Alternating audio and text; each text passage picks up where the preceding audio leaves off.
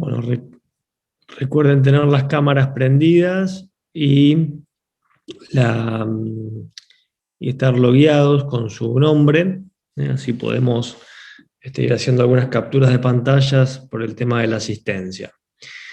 Les recuerdo, bueno, yo soy Patricio Prono, nos hemos visto la primera clase allá al empezar el cuatrimestre, por ahí alguno no estaba presente o no se acuerda.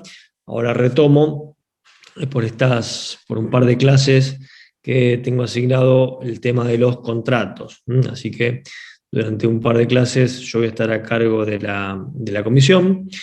Recuerden, por si no lo fueron viendo con los otros profesores, que está programado el examen parcial para el día martes 8 de junio. Esto lo tenían agendado, si no lo tenían, vayan agendándolo. El día martes 8 de junio va a ser el parcial y una semana después, el martes 15 de junio, va a ser el recuperatorio, siempre en el horario de clase, es decir, a las 13:30. Seguramente les iremos adelantando la próxima clase la metodología, pero obviamente que dada la situación que estamos viviendo va a ser aquí por medios a distancia, seguramente será alguna modalidad con formularios y demás que venimos utilizando normalmente. Respecto de los temas que van a entrar en el... Acá, bueno, los que no pueden prender la cámara no importa, me avisan por el chat. Alguno que tenga algún problema con la cámara o que tenga baja señal, no hay problema, eso me avisan por el chat y no hay ningún problema. Respecto de los temas del contenido del examen parcial, va a entrar hasta la teoría general del contrato, es decir, va a estar entrando hasta los temas que demos hoy y el martes que viene. El jueves, jueves 27 hoy, y el martes 1 de junio, es decir, el martes que viene, estos dos temas de estas dos clases van a entrar.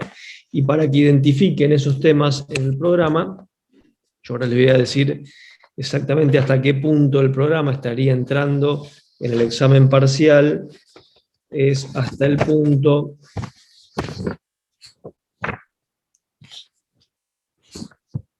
Ya les digo concretamente, hasta el punto 32 inclusive. El último punto que entra es el 32.7, responsabilidad postcontractual. Es decir, entra todo lo que es la teoría general del contrato. Todo lo que es la teoría general del contrato. Desde el punto 1 entonces del programa hasta el punto 32 inclusive es lo que entra en el examen parcial. Les repito, martes 8 de junio y martes 15 el recuperatorio. Seguramente, les repito, la clase que viene les iremos dando detalles de cómo va a ser el parcial, si modalidad verdadero o falso, o cómo será. Bien, estoy admitiendo acá algunos alumnos más que están en sala de espera. Profe, ¿el jueves que viene sería clase de consulta o no tenemos?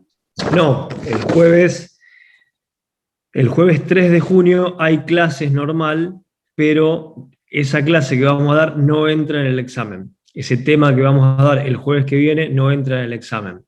La idea es, como decís vos también, es dar un tema que no va a entrar en el examen por reglamentación de la facultad, porque la facultad nos exige que los temas que ingresen en el examen se den con una semana anterior al examen.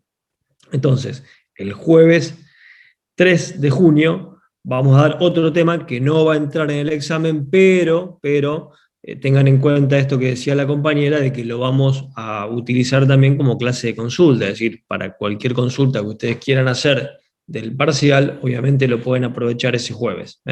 ¿Quedó claro? Sí, gracias. Bien. Les voy a compartir una pantalla ahí, simplemente es no sé si se ve bien ahí, alguien que me ponga el OK. Sí, profe, se ve. Bueno, eso es el tema que vamos a ver hoy, que es entonces la teoría general del contrato. Vamos a empezar a hablar de la teoría general del contrato. Ustedes ya vieron, ya terminaron de ver la clase pasada, seguramente lo que era tanto el acto jurídico como la obligación, la teoría general de las obligaciones. Las obligaciones y los contratos tienen una gran relación entre sí, están muy relacionados, porque vamos a ver, una de las conclusiones que vamos a ver hoy, es que dentro de la teoría general de las obligaciones, recuerdan que estaba lo que se denominaba la causa fuente de la obligación. ¿Qué era la causa fuente de la obligación? Bueno, el lugar de donde surgía, el lugar de donde nacía, de donde nace la obligación. Y seguramente han mencionado muchas causas fuentes de las obligaciones en las clases anteriores. Han mencionado los títulos valores, los hechos ilícitos, los cuasi contratos, el empleo útil, la declaración unilateral de voluntad, y seguramente han mencionado como una de las principales, si no la principal causa fuente de las obligaciones, al contrato. El contrato, dentro de este esquema jurídico, dentro de su función jurídica, vamos a ver que tiene como finalidad principalísima, la de ser la causa motivo, la causa fuente, la causa de donde surge la mayor cantidad de contratos. Decimos que cuantitativamente el contrato es la mayor causa fuente de los contratos, porque precisamente es allí donde vamos a encontrar el mayor número de obligaciones que nacen, el mayor número de relaciones jurídicas de contenido patrimonial que vamos a poder verificar en la vida cotidiana, en la vida diaria, y esas obligaciones, por supuesto, van a ser las que estuvieron estudiando ustedes hasta la semana pasada. Van a poder ser obligaciones de dar, de hacer, de no hacer, de dar cosas ciertas, de dar sumas de dinero, etcétera, etcétera. Una cuestión importante respecto de los contratos, y vamos a ir viendo y vamos a ir mencionando, como siempre en toda la materia, la regulación que da del tema el Código Civil y Comercial de la Nación. Ustedes saben, el código que se sancionó en el año 2015, en realidad un año antes, pero comenzó a regir el 1 de agosto del año 2015, que trajo de alguna manera nuevos aires a los contratos, trajo nuevos aires a la teoría del contrato, a la teoría general del contrato. Y una de las principales modificaciones desde el punto de vista metodológico, vamos a encontrar que hoy por hoy tenemos bien identificada en el Código Civil y Comercial una teoría general del contrato. Siempre se estudió la teoría general del contrato desde el punto de vista dogmático, llamémosle, desde el punto de vista teórico, desde el punto de vista doctrinario, académico. Siempre se estudió la teoría general del contrato. Pero lo que ocurría es que en el código anterior al 2015, en el Código Civil que había escrito Vélez Sarsfield, allá por el siglo XIX, no estaba bien identificada esa teoría general del contrato. Existía, sí, pero metodológicamente no estaba bien ubicada en el Código Civil, sino que estaba dispersa en un montón de normas, en un montón de capítulos. Algunas normas se encontraban en las disposiciones del acto jurídico, otras en las obligaciones, otras en los contratos en particular.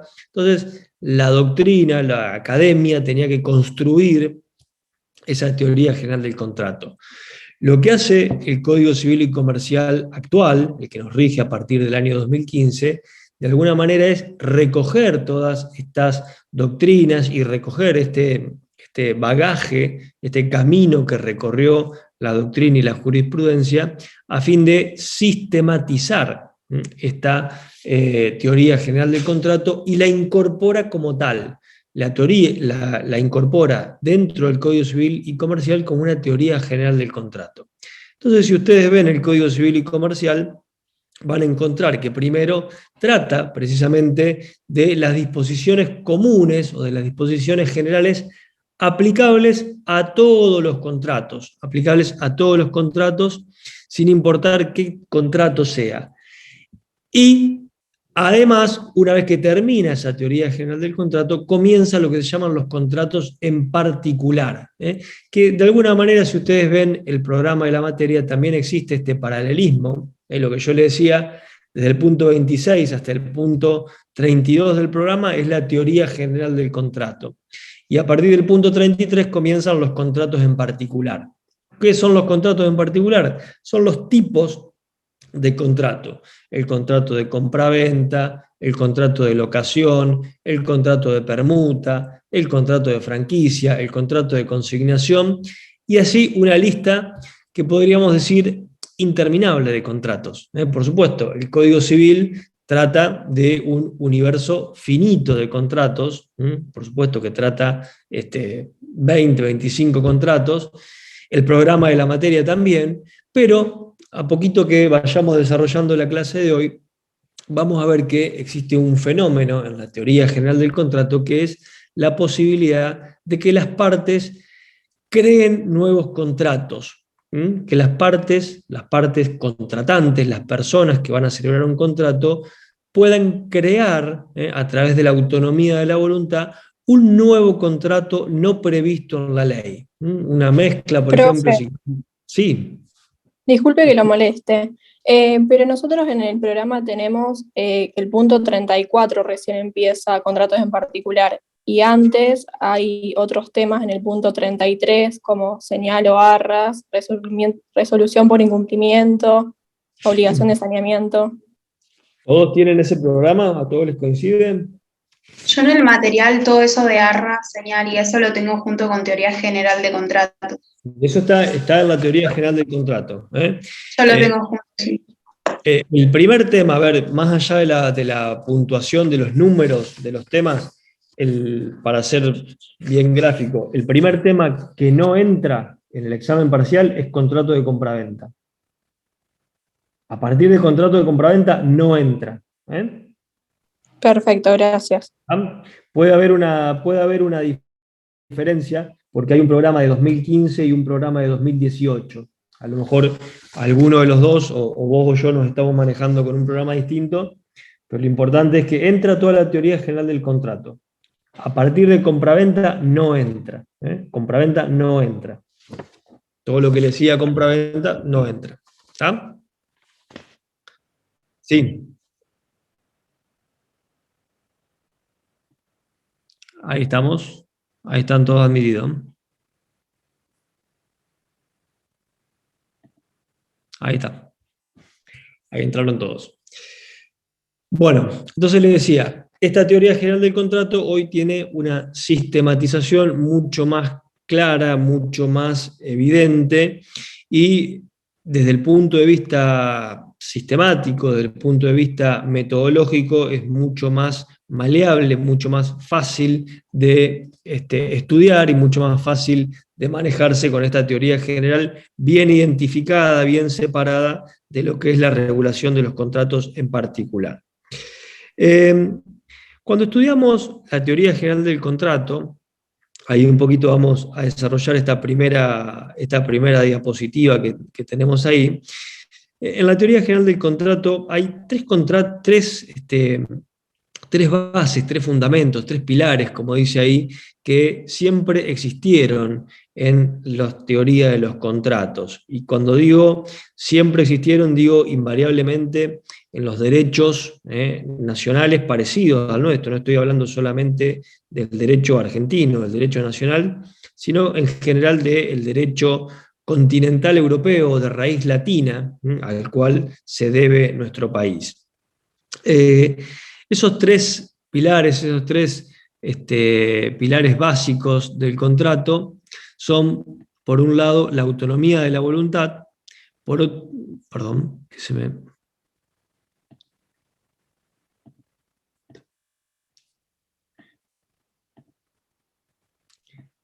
En primer lugar, entonces le decía la autonomía de la voluntad. En segundo lugar, la fuerza vinculante del contrato. Y en tercer lugar, el efecto relativo del contrato.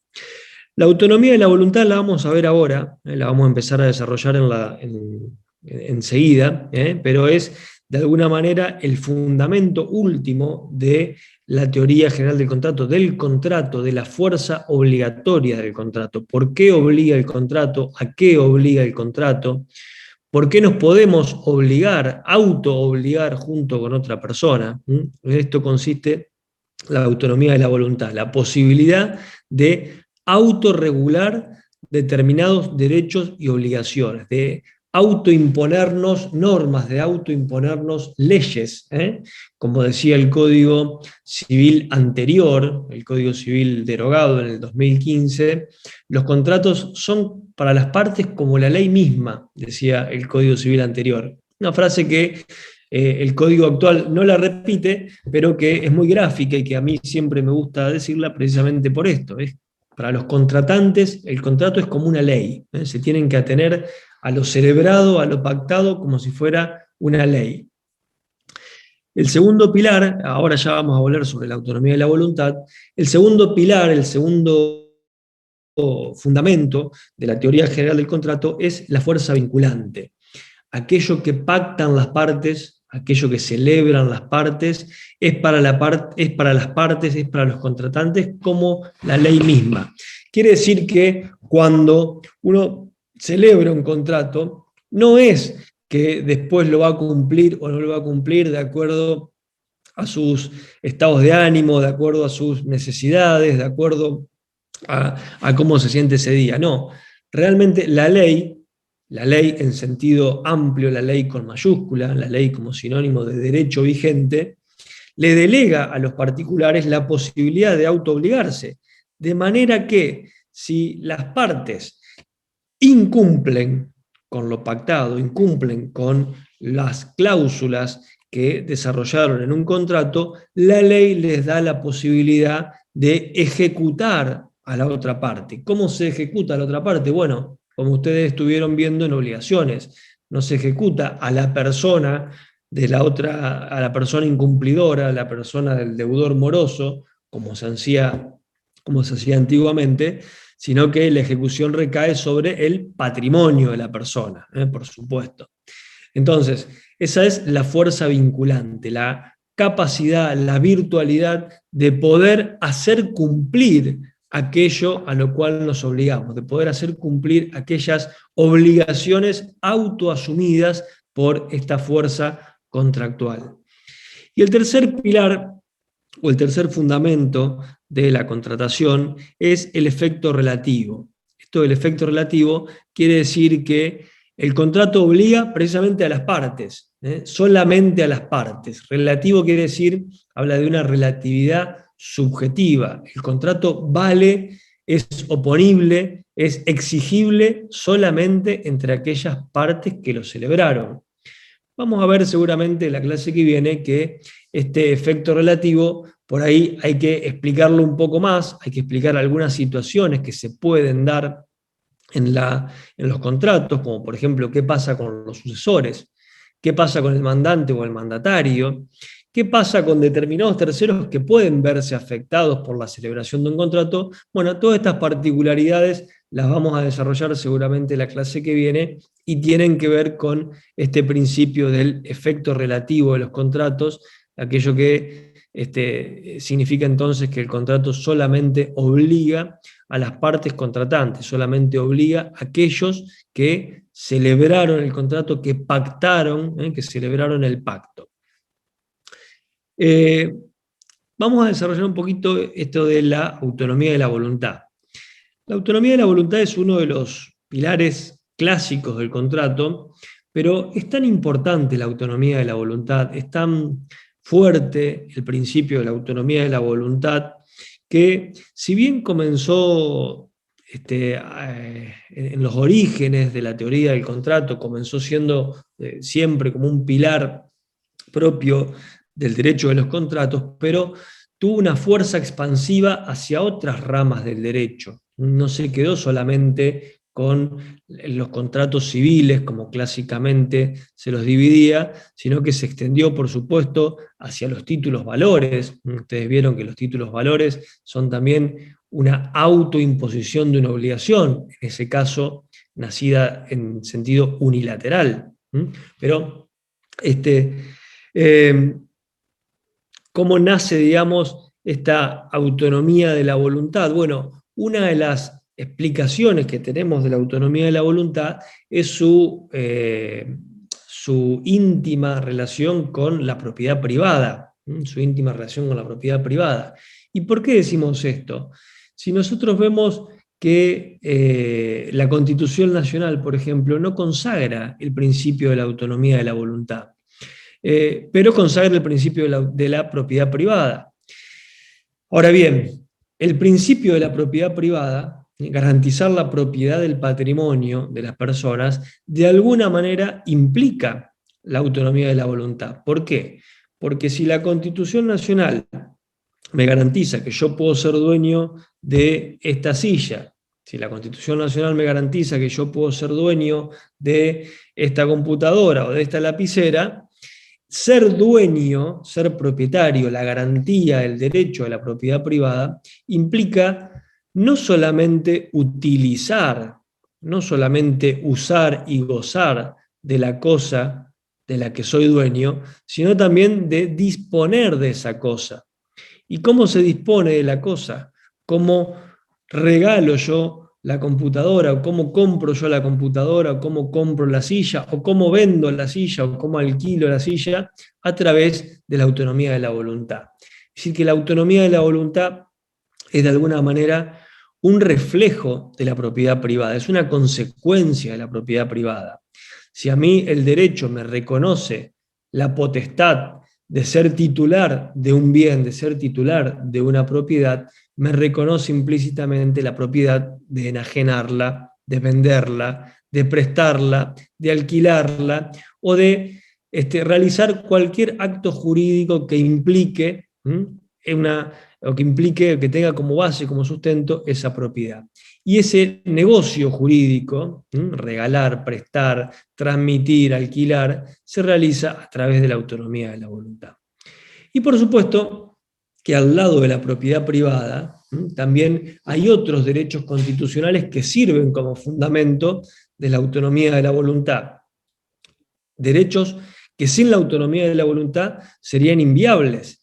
Si ustedes recuerdan de la materia anterior, por ejemplo, seguramente han mencionado el derecho a ejercer industria lícita, el derecho a ejercer el comercio, el derecho a unirse con fines útiles, todos derechos que menciona la Constitución Nacional, allí por el artículo 14, 15, 16, 17, y que son derechos que serían inviables, sería imposible de ser ejercidos si no es a través de la autonomía de la voluntad.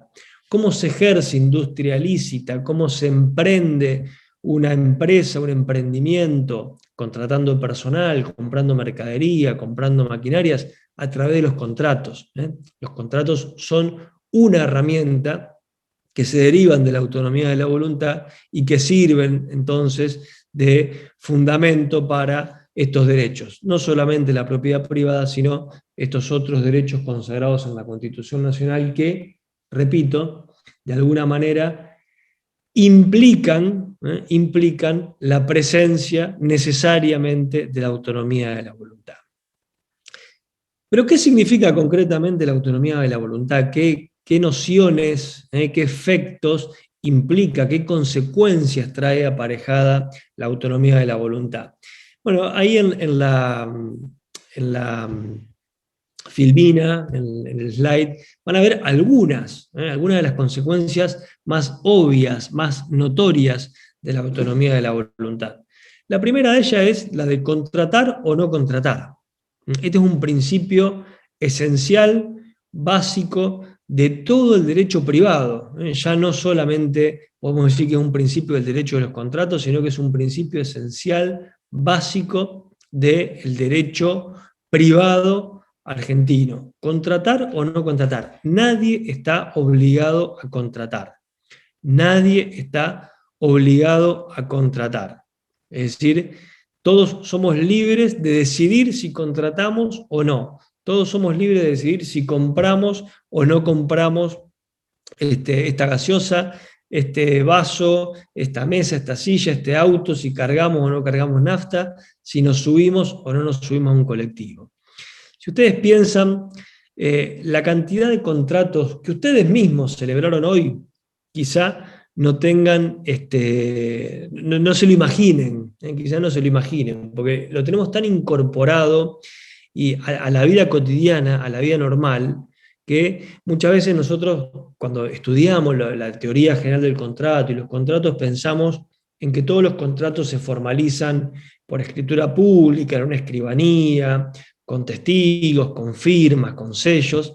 Y en realidad, cuando hoy ustedes, bueno, ahora estamos más limitados por la pandemia, pero si hoy ustedes se tomaron un colectivo, o si hoy ustedes cargaron nafta, o si hoy ustedes se cruzaron un kiosco a comprar una gaseosa o comprar una golosina, o si hoy contrataron una línea de teléfono, o si pagaron la línea de teléfono, o si recargaron, le pusieron crédito al teléfono, estuvieron siempre celebrando contratos.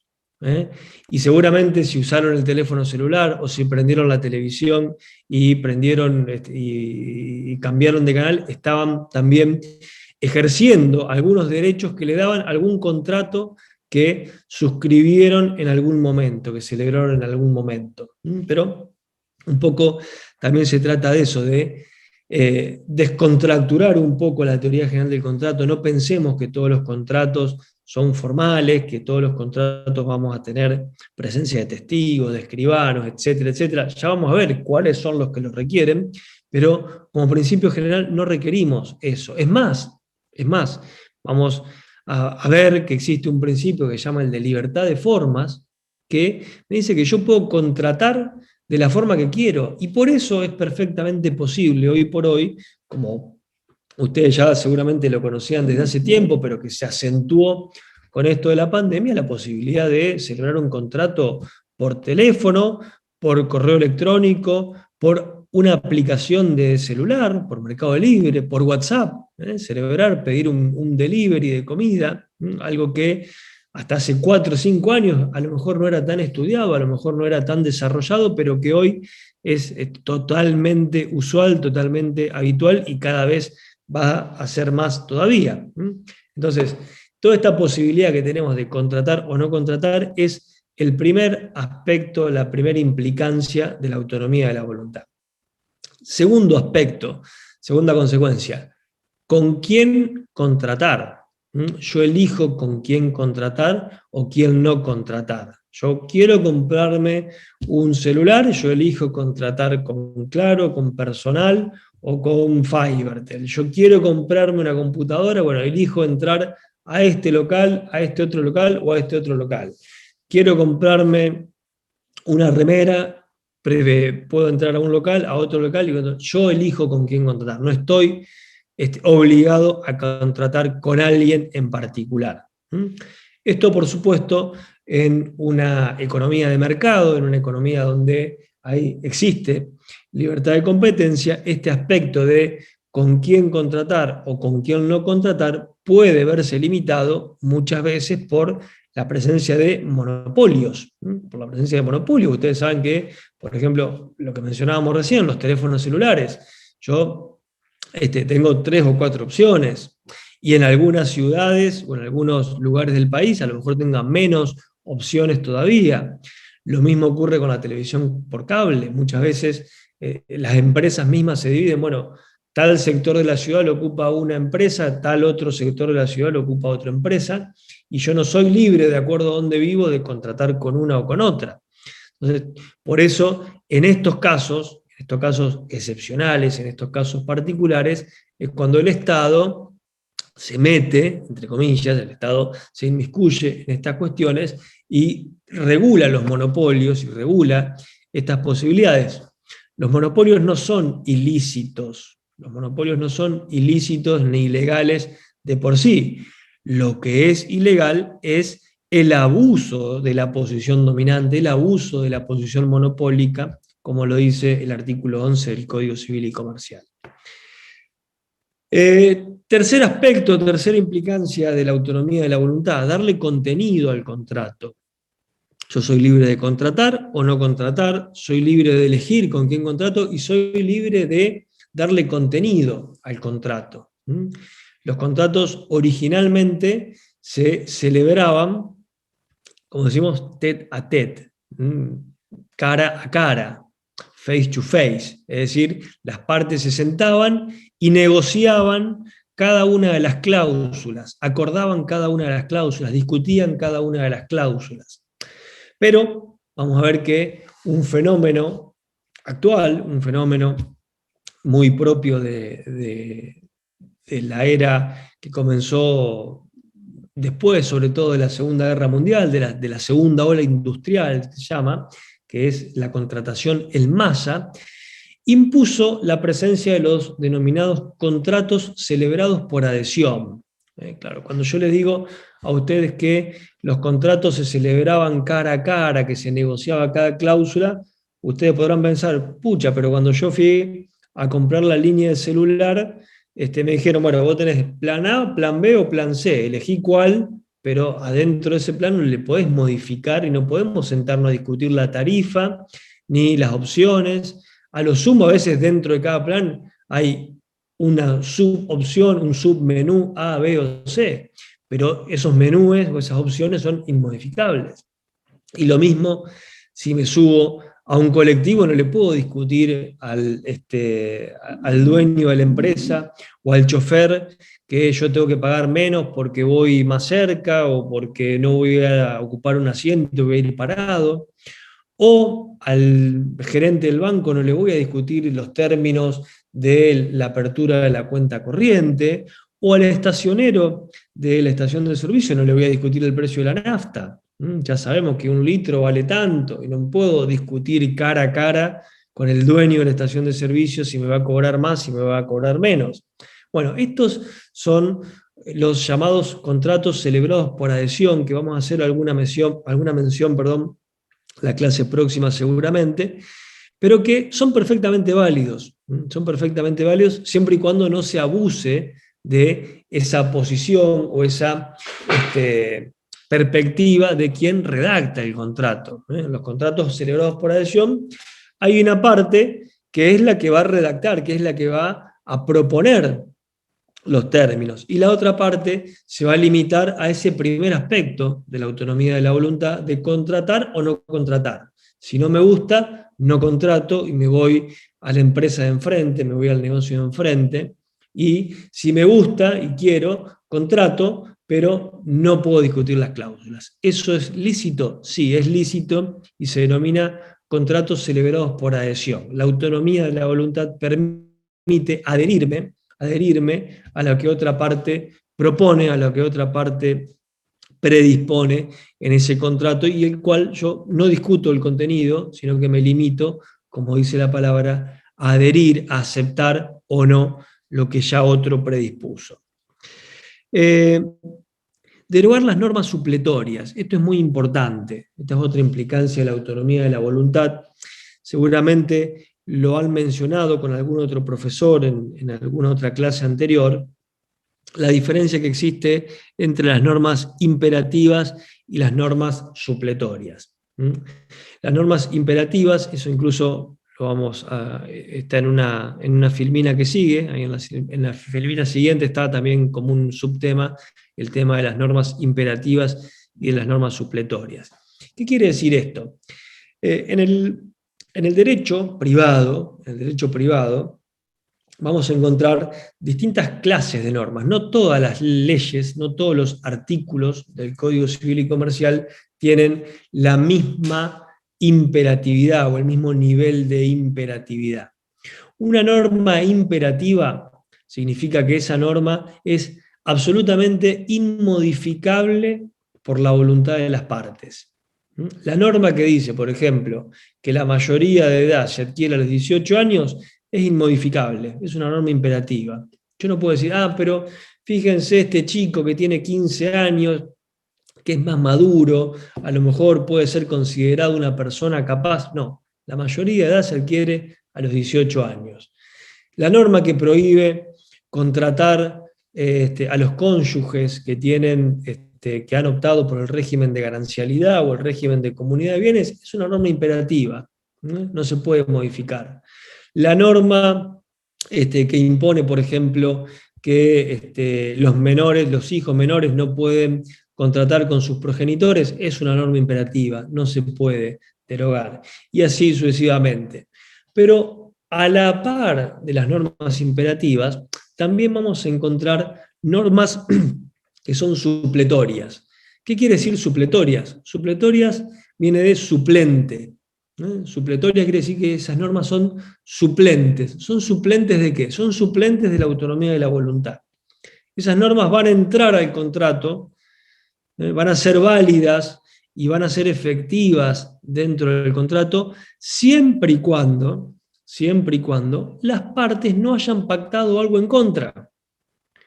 Siempre y cuando las partes no hayan pactado algo en contra. Por ejemplo, un ejemplo clásico son los vicios ocultos que puede llegar a tener una cosa comprada. Cuando yo compro una cosa, como principio general, como regla general, el vendedor me debe una garantía por esos vicios ocultos que puede llegar a tener la cosa, vicios que no son tangibles, vicios que no son perceptibles en una primera mirada, en una mirada atenta, sino que se van a descubrir solamente con el uso intensivo de la cosa. Entonces, esos vicios me los garantiza el vendedor, salvo que pactemos otra cosa. Está perfectamente permitido poder pactar otra cosa, poder ampliar esa garantía o poder reducirla. Ya lo vamos a ver también. Entonces, ese es un clásico ejemplo de una norma supletoria, una norma que va a jugar en el contrato, va a ser oponible, va a ser válida en el contrato, siempre y cuando las partes no pacten algo distinto, siempre y cuando las partes no pacten algo diferente. Lo vimos y mencionábamos hace un ratito, la posibilidad de crear nuevos contratos. También es un aspecto de la autonomía de la voluntad, esta posibilidad de crear nuevos contratos. No solamente tenemos disponible los contratos que menciona el Código Civil y Comercial, a esos contratos que están regulados en el Código Civil y Comercial, o en alguna otra ley en particular, los vamos a llamar contratos nominados o contratos típicos. Pero nada me impide crear nuevos contratos que no estén contenidos, que no estén regulados ni en el Código Civil y Comercial, ni en el Código, ni en ninguna otra ley en particular. No todos los contratos típicos están en el Código Civil, sino que pueden estar en otras leyes dispersas. Ustedes saben que a esta altura no todo el derecho privado está contenido en el Código Civil y Comercial. Por supuesto que el código es la norma fundamental, si se quiere, del derecho privado, pero es la única. Hay otras leyes complementarias, accesorias, que también forman parte de este sistema de derecho privado. Por supuesto, como conclusión y como contracara de aquel primer principio de que somos libres de contratar o no contratar, ya de alguna manera lo dijimos, nadie está obligado a contratar. Como regla, como principio general, hay algunas situaciones excepcionales. Ustedes por ahí han escuchado mencionar en algún caso la ley de abastecimiento. Esta ley de abastecimiento es una ley vieja que pocas veces se ha aplicado en nuestro país, pero es una ley que en situaciones de emergencia, en situaciones, digamos, de emergencia más grave incluso que la que estamos viviendo, en una situación catastrófica, por ejemplo un terremoto, un maremoto, una situación de guerra, le permiten al Estado sobre todo adquirir compulsivamente determinados productos básicos de necesidades para atender esa situación de emergencia, que por concepto siempre la emergencia es una cuestión transitoria, limitada en el tiempo y en el espacio del lugar afectado por esa tragedia. Entonces, si hay, no sé, supongamos una situación catastrófica, un naufragio que el Estado argentino tiene que salir a comprar salvavidas o instrumentos de rescate, bueno, puede adquirir compulsivamente y obligar a determinado fabricante de salvavidas a venderle al Estado. Pero repito, con alimentos, con energía, con situaciones así muy, muy puntuales y, insisto con esto, son siempre situaciones transitorias, situaciones totalmente extraordinarias y limitadas en el tiempo y en el espacio. Y aún así, con todas estas características, esta ley de abastecimiento es una ley que pocas veces, se ha utilizado muy poquitas veces en nuestro país. Gracias a Dios se ha limitado, digo gracias a Dios porque no han habido tragedias de estas características o no se han llegado a esa necesidad. Pero lo que le quiero marcar con esto es que este principio de que nadie está obligado a contratar puede encontrar alguna excepción muy excepcional, en estos casos de emergencia, en estos casos de catástrofes, etc. Y finalmente, el mismo principio de autonomía de la voluntad que me permite contratar o no contratar, también me permite dejar sin efecto el contrato. Es la misma fuerza jurígena, se llama, la fuerza que hace nacer una norma, la fuerza jurígena, es la que me permite acordar con la otra parte, por ejemplo, la rescisión de un contrato. Así como somos libres de celebrar un contrato, también somos libres de acabar con ese contrato, de terminar con ese contrato, lo que vamos a ver también seguramente en la clase que viene, se conoce como la rescisión del contrato. Las dos partes de común acuerdo se ponen en consonancia, se ponen de acuerdo para dejar sin efecto ese contrato. Hablamos recién de las normas imperativas y de las normas supletorias, y también tenemos que hablar un poco de lo que son otros límites que encuentra la autonomía de la voluntad. La autonomía de la voluntad va a encontrar otros límites, por supuesto, más allá de las normas imperativas. Vamos a ver que existen límites como el orden público, como lo que antiguamente y hoy todavía el Código Civil y Comercial menciona como la moral y las buenas costumbres, es decir, un concepto jurídico indeterminado, pero que sirve para que los jueces en determinados casos impongan la nulidad, la sanción de nulidad a una cláusula contractual que va precisamente contra la moral y las buenas costumbres.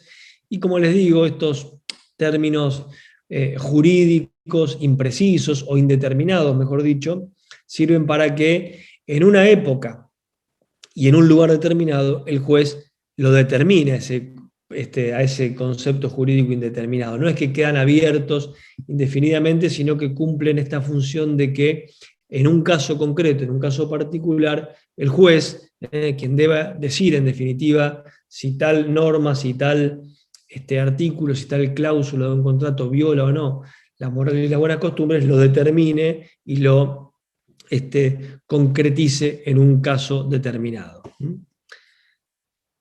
Respecto de la función... Profe. Sí, escucho. Sí, yo tengo una duda, porque en el material también dice que se pueden derogar las normas imperativas. ¿Eso es así? O sea, decía después en casos excepcionales, pero si te preguntan en el examen si se No, pueden derogar las dos, ¿sería mentira? no, las normas imperativas, ¿en qué parte del material está eso? No, al principio dice que igual después explica que no se pueden derogar salvo que beneficies a la parte más débil, ¿no? Bueno, eso es así. En algunos casos las normas imperativas ponen un estándar mínimo. Por ejemplo, es el caso típico de la Ley de Defensa del Consumidor. La Ley de Defensa del Consumidor es una ley que impone pautas mínimas a favor de una de las partes del contrato, a favor del consumidor. Por ejemplo, en la Ley de Defensa del Consumidor vas a encontrar que la garantía por la compra de un producto es de 6 meses. Entonces, esa norma impone un piso mínimo. ¿Se puede modificar? Se puede modificar para mejorarla para el consumidor. Por ejemplo, se puede establecer que la garantía en vez de 6 meses va a ser de 8 meses. Pero no se puede ir por abajo. No se puede establecer que la garantía va a ser de 4 meses. ¿Me explico? Sí, Entonces, por eso en ese caso, si preguntan si se pueden derogar normas imperativas, la respuesta no, sería no, como no se regla puede. general, como regla Ah, general, no se pueden modificar las normas imperativas, salvo que esa modificación sea para mejorar a la parte protegida, a la parte más débil. Entonces, si vos estás leyendo ahí alguna pregunta de examen que se hizo, hay que tener cuidado cómo están redactadas las preguntas, ¿eh? Y por eso no es recomendable estudiar de las preguntas, no, porque no, en el material aparecía así cambia como una que se podían. palabra. Por eso, pero vale la aclaración, ¿eh? Ah, Como dale, regla sí. general, está claro, las normas No, imperativas son inmodificables, salvo cuando se modifican para mejorar la situación de la persona más perjudicada, la persona más débil o la persona a quien protege la norma imperativa. No sé si quedó gracias. claro. Sí, sí, gracias. Bien, continuamos. Eh, ¿Cuál es la función del contrato? Bueno, la función del contrato desde el punto de vista jurídico, es lo que veníamos diciendo desde el principio, es la fuente de las obligaciones, la causa fuente cuantitativamente más importante de las obligaciones es el contrato, sin dudas. No hay otra causa fuente de las obligaciones cuantitativamente tan importante como el contrato. Hay otras, como los títulos valores, la responsabilidad civil, el empleo útil, el cuasi contrato, lo que ustedes quieran, pero cuantitativamente la mayor cantidad de obligaciones tiene su fuente en los contratos. Esto no cabe ninguna duda. Ahora bien, desde el punto de vista económico, tenemos muchas funciones que puede cumplir el contrato. Desde este punto de vista, el contrato es una herramienta económica. Y como una herramienta, como todas las herramientas, como todos los medios, no es un fin en sí mismo. El contrato no es un fin en sí mismo, sino que es una herramienta para llevar a cabo algo, para conseguir algo. Ese algo que se consigue, ese algo que se logra, esa finalidad con la cual vamos a lograr con el contrato, es lo que va a marcar la función económica del contrato, la función social del contrato. Hay contratos que son solamente de cambio. El típico contrato de cambio es la compraventa, que sirve para intercambiar bienes y servicios. Yo quiero esa silla y el vendedor de esa silla quiere mi dinero. Yo quiero esa mesa, yo quiero esa casa, yo quiero ese celular, yo quiero esos anteojos, yo quiero ese auto. El contrato, en este caso, compraventa, permuta, locación, es un instrumento de cambio o de intercambio de bienes o de servicios. Pero también el contrato puede ser un instrumento de crédito. Pensemos en el contrato de préstamo, en el contrato de mutuo, en el contrato de descuento de documentos, en el contrato de descuento bancario o de anticipo bancario. El contrato de crédito, ¿no? o el contrato como instrumento de crédito significa entonces que le permite a una persona acceder a un capital ajeno, utilizar un capital ajeno para construir una casa, para emprender, para desarrollar un emprendimiento, una empresa, lo que fuere. Pero a través del contrato puedo entonces obtener crédito, obtener un capital ajeno. Y para obtener capital ajeno muchas veces tengo que tener garantías, y el contrato también es un instrumento para otorgar garantías, no solamente para el crédito, pensemos también en las garantías inmobiliarias, cuando vamos a alquilar una propiedad y me piden determinados garantes, esas garantías también se instrumentan, se desarrollan a través de este instrumento contractual. Como decíamos recién también, el caso de los servicios, la prestación de servicios, cuando yo requiero de una persona que me pinte una pared, que me construya una casa o que me construya un tapial, lo que son servicios estrictamente personales, o lo que son servicios, por ejemplo, tecnológicos, el hecho de poder mandar un mensaje por el celular, o de atender una llamada, o de tener internet, o de tener televisión por cable, implica que hay un servicio que se presta a través de instrumentos tecnológicos para que yo pueda tener conectividad a Internet, para que yo pueda tener señal de celular, etcétera, etcétera. Los contratos de comercialización. Por ejemplo, yo tengo una fábrica de bicicletas, o tengo una fábrica de sillas, o tengo una fábrica de aberturas, y necesito que determinado contrato, determinado instrumento que me permita comercializar, mandar estas aberturas o mandar estas bicicletas al resto del país, a través de una concesionaria, a través de un comercializador, de un exportador, lo que fuera. Bueno, ahí vamos a encontrar los contratos de concesión, los contratos de franquicia, de agencia. Son contratos que tienen por finalidad la comercialización. Los contratos, por ejemplo, simplemente recreativos, que tienen la finalidad de obtener una satisfacción recreativa, como puede ser un contrato por el cual adquiero un ticket para un espectáculo público, o adquiero un pase para un parque de diversiones, o lo que fuera. Hay contratos que simplemente tienen una finalidad lúdica, una finalidad de diversión, de recreación, etcétera, etcétera.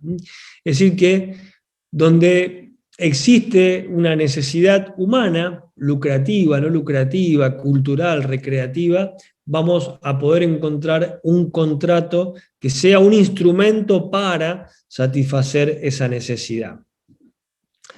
¿Qué pasa con la relación entre contrato y acto jurídico?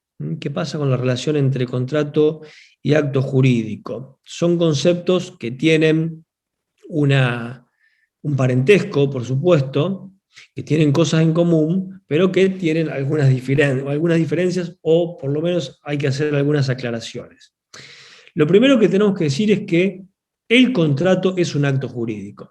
El contrato es un acto jurídico. Es un acto jurídico que tiene por finalidad inmediata crear, extinguir o modificar obligaciones. Es decir, que la relación entre acto jurídico y obligación, como venimos viendo, es una relación de causa a efecto. La causa es el contrato, el efecto es la obligación. La causa es el acto jurídico, el efecto es la obligación. Por eso el programa, fíjense que el programa está estructurado sobre la base, decíamos, de la relación jurídica. Primero, ¿qué estudiamos? Los sujetos de la relación jurídica. Segundo, ¿qué se estudia?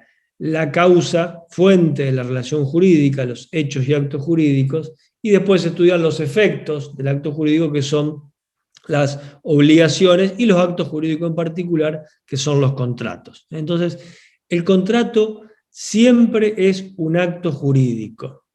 Todo contrato es un acto jurídico. No al revés, no todo acto jurídico es contrato. Y acá es donde tenemos que identificar, a ver, bueno, ¿qué particularidades tiene el contrato como acto jurídico? ¿Qué particularidades tiene el contrato como acto jurídico que lo diferencian de otros actos jurídicos? Hay un montón de actos jurídicos: el reconocimiento de una obligación, la celebración de un matrimonio, la adopción de un menor, el reconocimiento de un acto ineficaz. Hay un montón de actos, el testamento, la redacción de un testamento. Pero bueno, ¿qué tiene de particular este acto jurídico contractual que lo diferencia de los otros actos jurídicos? ¿Cómo lo caracterizamos? En primer lugar, el acto jurídico contractual es siempre bilateral. El acto jurídico contractual es siempre, por lo menos, bilateral. Siempre hay dos personas, siempre hay dos partes. Por lo menos hay dos partes: comprador y vendedor, locador y locatario, donante y donatario, depositante y depositario, tomador y asegurado en el contrato de seguro, locador y locatario. Sea cualquier contrato, franquiciante y franquiciado, concedente y concesionario, en todos los contratos que vamos a estudiar vamos a ver por lo menos dos partes. Y en algunos contratos puede haber más de dos partes, lo que llaman los contratos plurilaterales. Ya vamos a estudiar algunos contratos más complejos en los cuales puede haber más de dos partes. Algunos casos de fideicomiso, algunos casos de cesión de la posición contractual, en los cuales, repito, podemos encontrar que haya más de dos partes, más de dos personas. Pero el acto jurídico unilateral no es contrato, nunca es contrato. El acto jurídico unilateral nunca es contrato. Siempre el contrato como acto jurídico es bilateral. Es un acto jurídico entre vivos. Esto significa que entra en esa dicotomía de la clasificación de los actos jurídicos o entre vivos o mortis causa. Los actos jurídicos mortis causa son aquellos que van a tener sus efectos principales una vez que una de las partes fallece. ¿Cuál es el acto jurídico mortis causa por excelencia? El testamento. Un testamento que lo vamos a ver allá en la última parte de la materia cuando veamos sucesiones. Entonces, el contrato siempre tiene efectos entre vivos. No es que se le celebre entre vivos, por supuesto que se celebra entre vivos, el testamento también se celebra por una persona viva, pero sus efectos son a partir de la muerte de esa persona. En cambio, en el contrato, los efectos se van a producir, va a surtir efectos durante la vida de las personas. Importante, el contrato es un acto jurídico de contenido patrimonial. Esta definición es importante. Siempre el contrato tiene contenido patrimonial. Y aclara bien el Código Civil y Comercial, en un artículo, dice, aun cuando el interés de las partes sea extrapatrimonial. Aun cuando el interés de las partes sea extrapatrimonial. ¿Qué quiere decir esto? Que el interés de las partes es extrapatrimonial.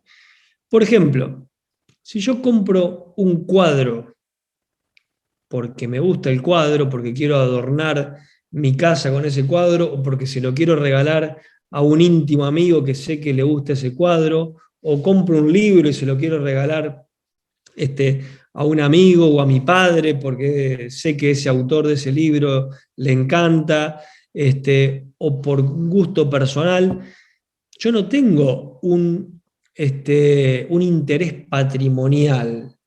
Puedo tener un interés cultural, puedo tener un interés de amistad, puedo tener un interés social. Yo puedo comprar 20 libros para donárselos a una biblioteca pública, para donárselos a una escuela de chicos carenciados. Tengo un interés totalmente altruista, totalmente desinteresado. Puedo comprar ropa o frazadas para donársela a la casa cuna y no tengo un interés patrimonial. Sin embargo, ese acto jurídico por el cual yo compré el libro para regalar, o compré las frazadas, o compré la ropa para donar a la casa cuna o al hospital de niños, ese acto jurídico tiene contenido patrimonial. ¿Por qué? Porque las prestaciones que asumieron las partes son prestaciones que son valuables económicamente. Son valuables económicamente. Esto quiere decir que son patrimonialmente medibles. Se pueden medir en términos económicos. Y les doy otro ejemplo.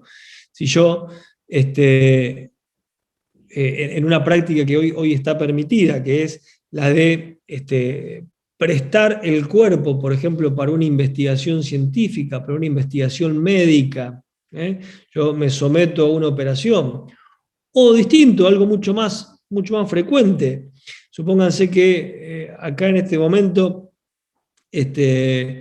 me empieza a doler la panza, me enfermo de apendicitis, y me voy al sanatorio y justo doy con que está de guardia un amigo mío, está de guardia médico un amigo mío de toda la vida, me dice, bueno, Patricio, vení, te opero de apendicitis en este momento, te tenés que operar, te opero de apendicitis. Ese es un contrato. Ya vamos a ver que es un contrato de servicio, es un contrato profesional, es un contrato como el que podemos celebrar el abogado con su cliente, el contador con su cliente, el médico con su cliente, el arquitecto con su cliente. Ahora, que ese médico que me va a operar de apendicitis no me cobre honorarios, no quiere decir que ese acto no sea valuable patrimonialmente, porque ese acto médico Si se lo hubiera hecho a otra persona que no conocía, hubiera cobrado tantos pesos, el médico hubiera cobrado su honorario.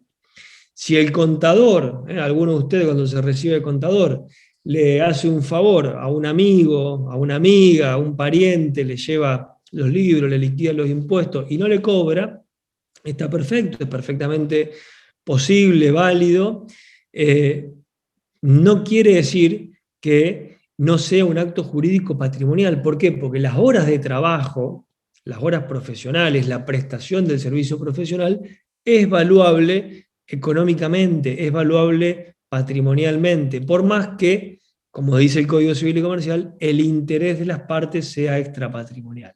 Entonces, lo importante para darle este sentido patrimonial al acto jurídico es que el acto, que ese acto jurídico, que el contenido de ese acto jurídico sea medible, sea valuable desde el punto de vista patrimonial, desde el punto de vista económico.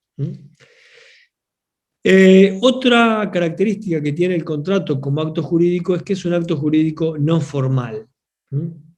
Sobre esto también vamos a volver la clase que viene, y esto significa que el acto jurídico contractual es un acto jurídico que no está sujeto a formalidades. Fíjense que esto, algo hablamos hace un rato, cuando decíamos yo puedo celebrar un contrato por correo electrónico, por una aplicación del celular.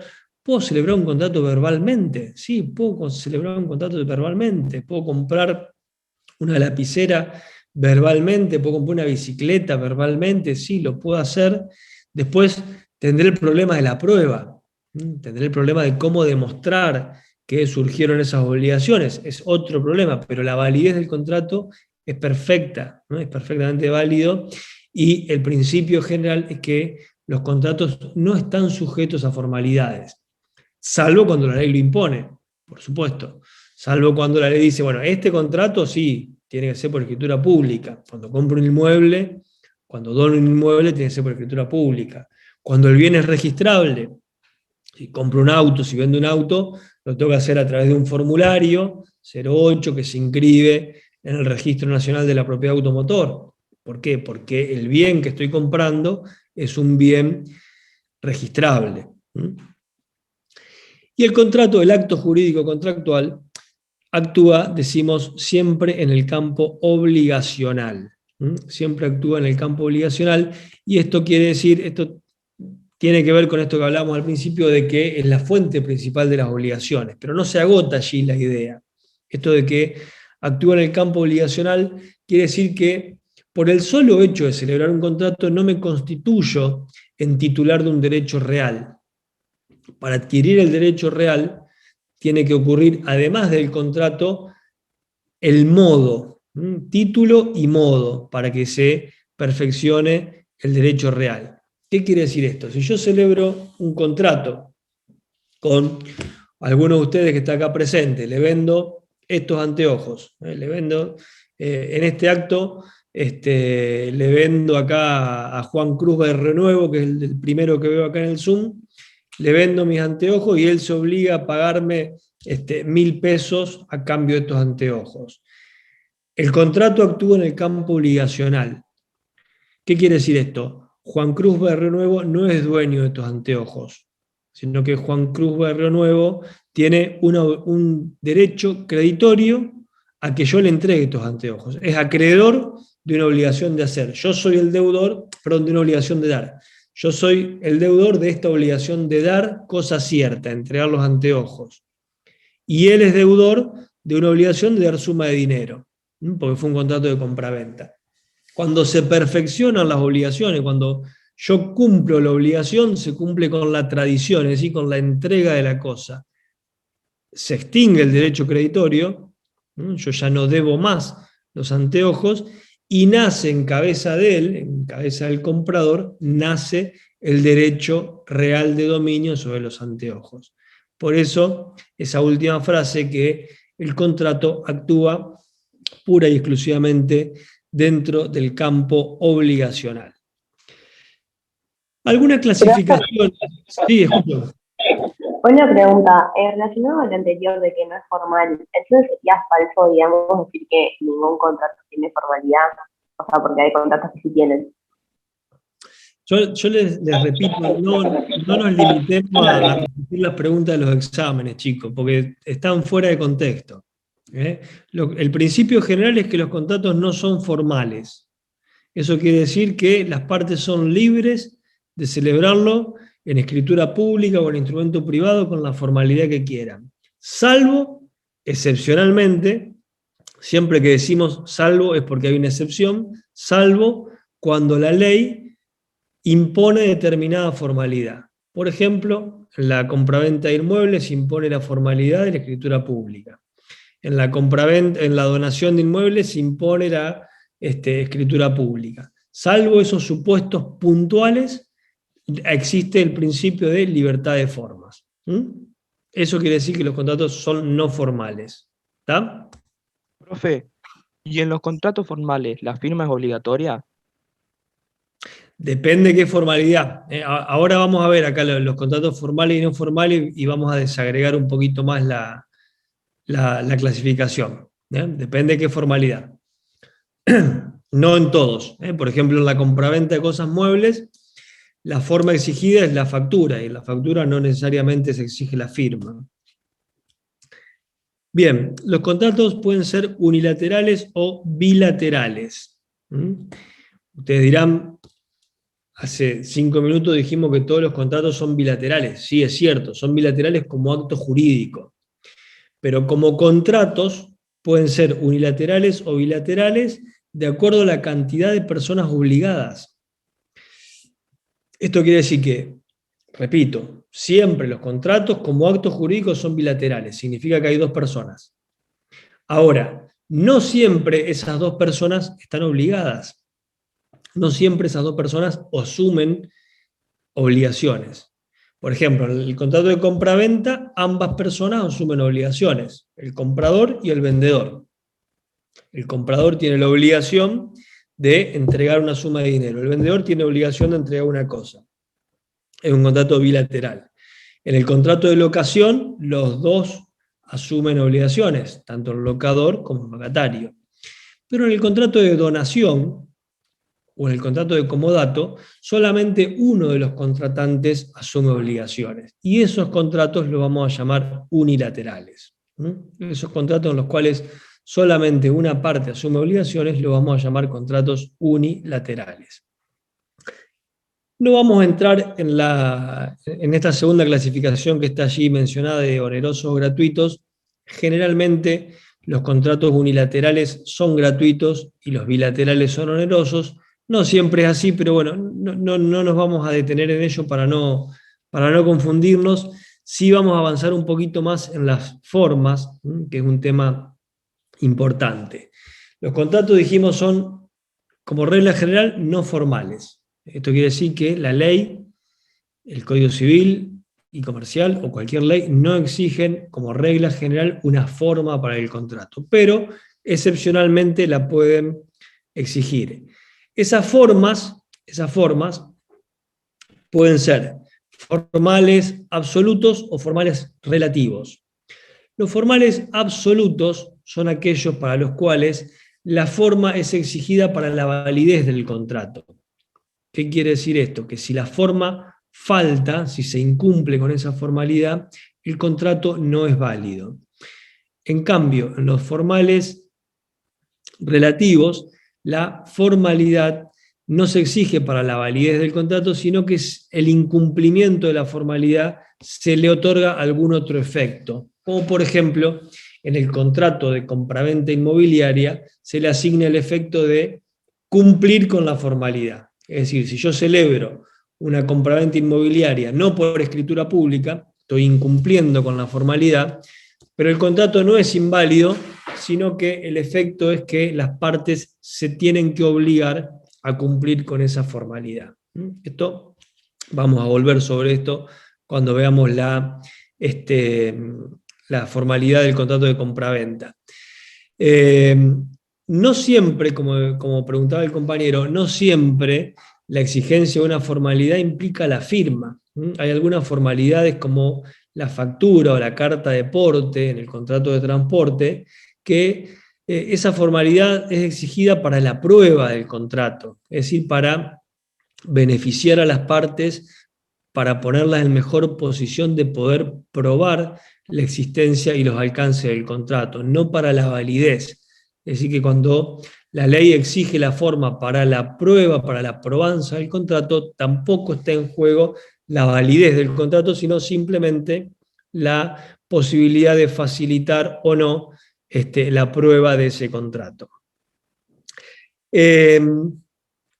Los contratos nominados o innominados, como dijimos, como un aspecto de la autonomía de la voluntad, los contratos nominados son aquellos que están regulados en la ley. También algunos autores lo pueden llamar contratos típicos, y los contratos innominados son los contratos creados por las partes, aquellos contratos que no tienen una regulación legal específica. Contratos principales y accesorios, ¿no? Tenemos contratos que no dependen jurídicamente de otros contratos, como por ejemplo el contrato de compraventa, y tenemos contratos accesorios que son precisamente dependientes, que acceden jurídicamente a otro contrato principal. ¿Cómo puede pasar con un contrato de locación y un contrato de fianza? El contrato de fianza es accesorio al contrato de locación, un contrato por el cual se incorporan garantías en beneficio del locador.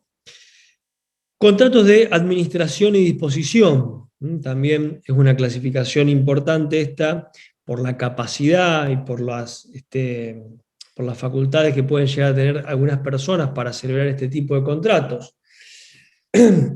Los contratos de administración y disposición depende de la incidencia que tenga ese contrato en el patrimonio de las personas, de cómo incide el contrato, el efecto económico del contrato en el patrimonio de las personas.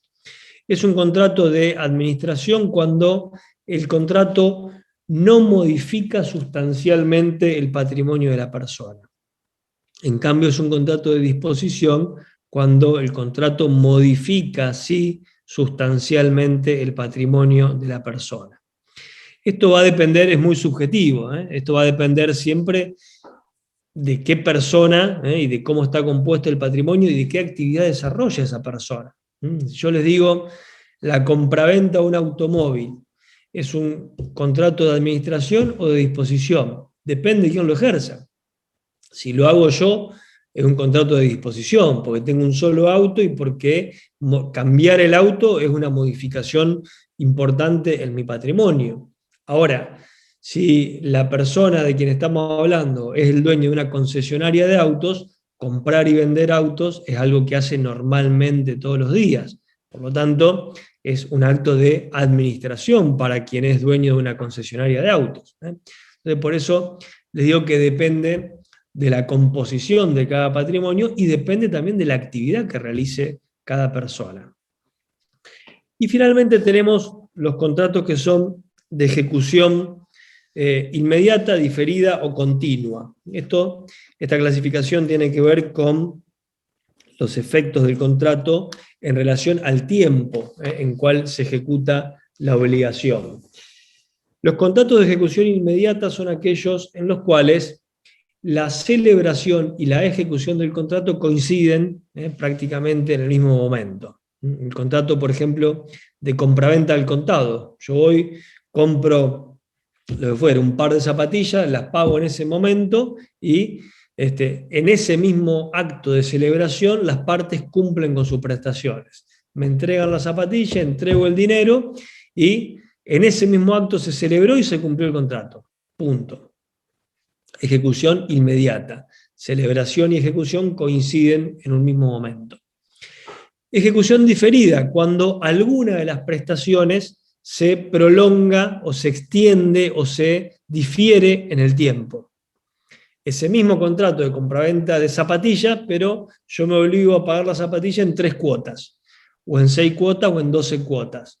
Entonces, al menos una de las prestaciones, la prestación asumida en este caso por el comprador, la prestación dineraria, se va a diferir en el tiempo, se va a aplazar en el tiempo.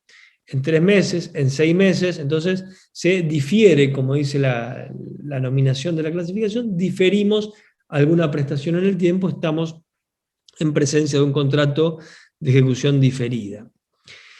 Y por último tenemos los contratos de ejecución continua, también lo van a encontrar a estos como los contratos de tracto sucesivo, ¿no? O los contratos de ejecución continuada, son aquellos en los cuales las obligaciones y los derechos de las partes van fluyendo en el tiempo, se van desarrollando en el tiempo prolongadamente en un plazo de tiempo. Por ejemplo, el contrato de locación, el contrato de leasing, el contrato de franquicia, donde los derechos y obligaciones, como les decía, van fluyendo, van de alguna manera desarrollándose en el tiempo.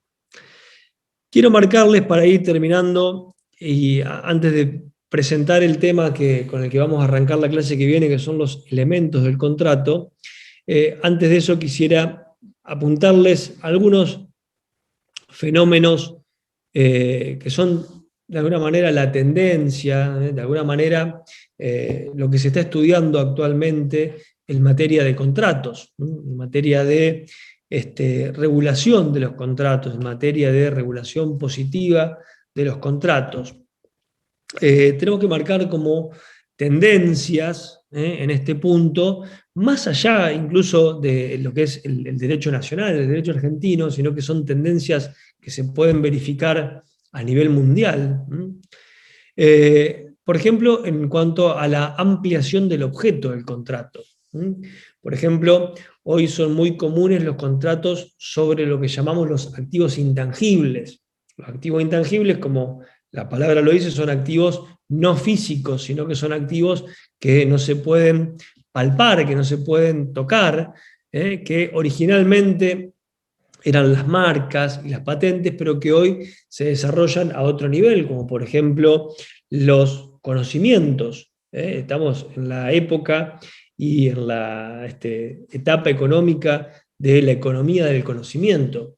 Muchos de los conocimientos no se patentan, ni se inscriben bajo una determinada nomenclación o nomenclatura, sino que son lo que comúnmente se llama el know-how, el saber hacer algo. Bueno, ese saber hacer algo es a lo que refiere una parte de lo que es la economía del conocimiento, y que, por supuesto, que los contratos pueden recaer sobre las prestaciones de esos servicios que tienen que ver con la economía del conocimiento, sobre la prestación de conocimiento. Pensemos, por ejemplo, en personas altamente capacitadas, a lo mejor no universitariamente, pero sí capacitadas intelectualmente para desarrollar un software o para hacer protección de seguridad informática, para prestar servicios vinculados con el conocimiento, con la informática, con la programación. Dentro de este mismo campo también de la ampliación del objeto tenemos la posibilidad de lo que es contratar sobre la herencia futura, algo que tradicionalmente estuvo prohibido en nuestro país.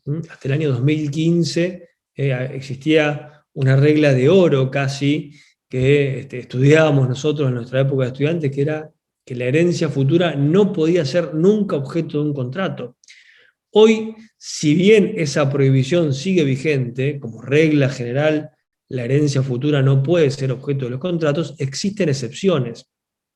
Existen excepciones que tienen que ver con la continuación de una empresa, cuando como parte del acervo hereditario existe una empresa en marcha, una continuidad de una empresa en marcha, se puede pactar en miras a continuar con esa empresa, con esa actividad económicamente útil, se pueden realizar determinados pactos, no todos, determinados pactos sobre herencia futura. La irrupción de la tecnología, por supuesto, ahora mucho más acentuada por el tema de la pandemia y por la necesidad de la distancia y por la necesidad de la digitalización, el fenómeno de la digitalización de muchísimas relaciones sociales y por lo tanto también de muchísimas relaciones jurídicas. Acá la tecnología aparece dentro de dos vertientes en los contratos. Aparece como objeto del contrato, Cuando yo adquiero tecnología, y esto tiene que ver con el punto anterior, cuando yo adquiero un permiso o una licencia para usar un programa informático, para usar un Zoom, para bajar una aplicación, es decir, cuando el objeto del contrato, la prestación del contrato, es una prestación que tiene que ver con la tecnología, pero también la tecnología aparece como un medio para celebrar el contrato, lo que veníamos hablando hace un rato, el contrato celebrado por una aplicación. Yo tengo la aplicación de Mercado Libre, o tengo la aplicación de determinada, de un banco, y a través de la aplicación del banco puedo constituir un depósito en plazo fijo, abrir una cuenta corriente, sacar un préstamo, es decir, celebrar un montón de contratos. ¿A través de qué? A través de un medio informático, a través de un medio tecnológico. Y acá ahí señalo también un fenómeno que está muy en boga, que es el de los smart contracts, los contratos inteligentes, los contratos, algunos también los llaman los contratos automáticos, que tienen mucho que ver con las aplicaciones que usamos a diario en los celulares, cuando ponemos un aceptar o cuando ponemos un siguiente, estamos de alguna manera prestando nuestro consentimiento y permitiendo, a veces permitimos que tal aplicación acceda a nuestros contactos, que tal aplicación acceda a nuestra cámara o a nuestras fotos, estamos prestando nuestros consentimientos para determinados, y estamos poniendo a disposición de esa aplicación o del dueño de esa aplicación de determinados datos y determinados servicios. Y finalmente, como una tendencia moderna, también podemos destacar la acentuación de los deberes de buena fe, que también tienen que ver con esta nueva aparición de nuevos medios tecnológicos y la masificación de estos medios tecnológicos para atenuar de alguna manera o de prevenir los malos usos o los abusos que pueden darse con estos nuevos fenómenos, con estas nuevas tecnologías. Y acá vamos a ver la aparición de deberes y obligaciones precontractuales, es decir, en la etapa previa a la celebración del contrato, y postcontractuales cuando el contrato culmina. Y eso se logra principalmente a través de normas de carácter imperativo, es decir, las normas imperativas en materia de contratos, si bien son la excepción, tienen como finalidad, cuando aparecen, proteger alguna de las partes, proteger generalmente a la parte más débil, a la parte más vulnerable, a la parte que puede sufrir un mayor daño de no estar esa norma imperativa, de no estar esa norma defensiva de esa parte. Finalmente presentamos la clasificación de los elementos del contrato, que es con lo que vamos a arrancar la clase próxima. Esta clasificación también es fruto de una elaboración doctrinaria de muchos años y tiene que ver con que existen elementos, no todos los elementos tienen el mismo rango en los contratos. Tenemos por un lado elementos generales, que son aquellos que aparecen en todos los contratos, cualquiera sea el tipo contractual, contratos nominados, innominados, de compraventa, de franquicia, siempre vamos a encontrar tres elementos generales, y por eso lo decimos elementos generales, están en todos los contratos: consentimiento, objeto y causa. Analizando esos tres elementos vamos a arrancar la clase que viene: consentimiento, objeto y causa, los tres elementos que están presentes en todos los contratos. Luego tenemos los elementos particulares, es decir, aquellos elementos que hacen que el contrato de compraventa sea de compraventa y no sea de locación, y que el contrato de compraventa sea distinto al contrato de permuta, y sea distinto al contrato de comodato, y sea distinto al contrato de depósito. Esos son los elementos que hacen a la estructura, que hacen a las particularidades, que hacen a la caracterización del tipo contractual. Entonces, tanto los elementos esenciales generales como los elementos esenciales particulares decimos que hacen a la estructura del contrato. Los generales están en todos los contratos y son comunes a todos los contratos. Los particulares son los que perfilan y los que caracterizan a cada contrato en particular. En cambio, los elementos naturales y los accidentales no hacen tanto a la estructura del contrato, sino que hacen a los efectos del contrato. No hacen a la estructura del contrato, sino hacen a los efectos del contrato. ¿Qué quiere decir esto? Por ejemplo, los elementos naturales son los que tienen que ver con las obligaciones asumidas, con las garantías. Si yo por un contrato de compraventa garantizo los vicios redivitorios o los vicios por evicción, ¿no? Son efectos naturales que generalmente están contenidos en normas de carácter supletorio y que por lo tanto son modificables por las partes, son derogables y modificables por las partes. Y finalmente tenemos los elementos accidentales, que son elementos que no están previstos en la regulación originaria del contrato, en la regulación natural del contrato, sino que son incorporados por las partes. Por supuesto que no hacen a la estructura del contrato, no hacen a sus efectos normales, no hacen a sus efectos naturales, pero las partes lo quisieron incorporar, como por ejemplo la seña, como por ejemplo en determinados casos el pacto comisorio, son distintos efectos accidentales, que si las partes no los incorporan de manera expresa, no se consideran vigentes en ese contrato en particular. Esa es la diferencia entonces entre los elementos accidentales y los elementos naturales. Bien, con esto yo concluyo los temas que teníamos para hoy. Continuamos la clase que viene, vamos a continuar a partir de los elementos del contrato y vamos a seguir desarrollando la teoría general del contrato. Ahora quedo a disposición para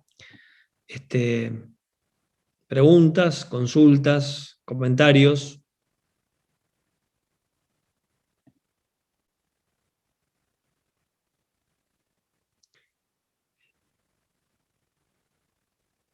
Yo lo que le voy a pedir, si pueden, los que quieran hablar, desmutearse porque tengo mucho en el chat y no se me complica leerlo. Sí. Profe, Sí. el material de lo que vimos hoy en la clase, ¿lo van a subir hoy o cuándo va a estar disponible en el aula virtual? Sí, lo vamos a subir hoy.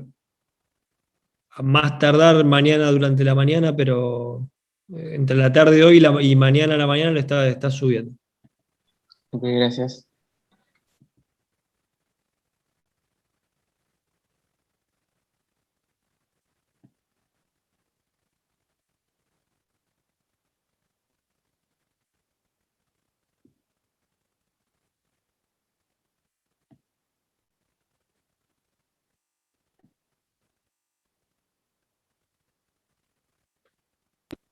Profe, Sí, escucho. una pregunta que no tiene que ver con esta unidad. Cuando la persona fallece, los derechos personalísimos se extinguen, digamos, con los derechos patrimoniales y los atributos, ¿no? Sí. Los derechos personalísimos se extinguen con la muerte, no, no obstante, pueden dar lugar a determinadas indemnizaciones. Por ejemplo, el derecho al honor, el derecho a la vida. Si fueron dañados, los herederos pueden reclamar. Pero la regla general es la que vos mencionabas. Los derechos personalísimos se extinguen con la muerte de la persona. Profe, yo también tengo una pregunta. Cuando en los elementos de los actos jurídicos, ¿a qué hace referencia la causa? La causa en los actos jurídicos es la causa fin, la causa finalidad, no la causa fuente. Cuando hablamos de causa, en derecho tenemos dos acepciones, dos significados. La causa fin, que es la causa finalidad, el por qué se realiza determinado acto, que lo vamos a ver, es muy parecido a la causa de los contratos, y lo vamos a ver seguramente en la clase que viene. Y la otra acepción, el otro significado de causa es la causa fuente, que es el que mencionamos hoy cuando explicamos la relación entre los contratos y las obligaciones. El contrato es causa fuente de la obligación. Causa fuente quiere decir causa como lugar de donde surge la obligación, como causa-efecto. Dale, dale, profe, gracias.